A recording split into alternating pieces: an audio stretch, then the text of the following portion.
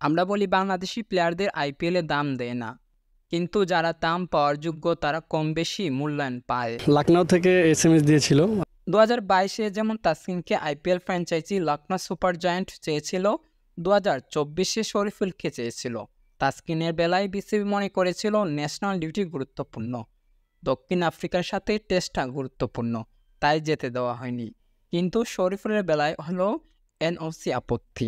এবারের আইপিএলে মুস্তাফিজ আইপিএল নিলামে নাম লেখানোর সুযোগ পেলেও তাসকিন শরীফুল পায়নি। মুস্তাফিজ টেস্ট খেলে না, কিন্তু তাসকিন শরীফুল তো টেস্ট খেলে। তবে সবচেয়ে হাস্যকর পয়েন্ট কি জানেন?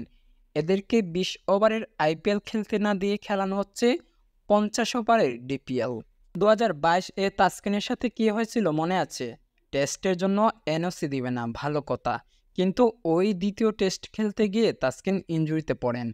তাসকিনকে নিয়ে হাস্যকর বিষয় হলো আইপিএলে পারমিশন না দিয়ে জিম আফ্রো টি-20-তে পাঠানো হয়, যেখানে টানা 7 দিনে 7 থেকে 8টি ম্যাচ খেলানো হয়, আবার দিনে 2টাও ম্যাচ খেলতে দেওয়া হয়। মানে ভারতের লিগ খেললে ইনজুর্ড হবে, কিন্তু কানাডা জিম্বাবুয়ের লিগ খেললে ইনজুর্ড হবে না। এ কেমন বিচার? গত আইপিএলে কমেন্ট্রিতে হার্ষা ভোগলে ও সঞ্জয় একটু মজা করে বলেছিলেন আয়ারল্যান্ড সিরিজের জন্য লিটনদের লাগে। এবার মুস্তাফিজ জিম্বাবুয়ে সিরিজের জন্য আসলেও হয়তো এমন হাসাহাসি হতেই পারে। আমরা বলি বাংলাদেশি প্লেয়ারদের আইপিএলে দাম দেয় না, কিন্তু যারা দাম পাওয়ার যোগ্য তারা কম বেশি মূল্যায়ন পায়। আমাদের টি-20 মানের ব্যাটার নাই, তাই ব্যাটার ডাক পায় না।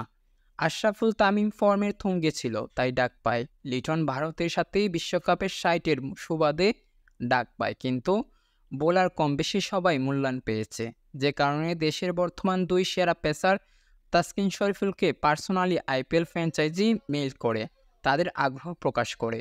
মুস্তাফিজ অফ ফর্মে জেনেও তাকে নেয়, কারণ জানে মুস্তাফিজের মাঝে পটেনশিয়াল আছে।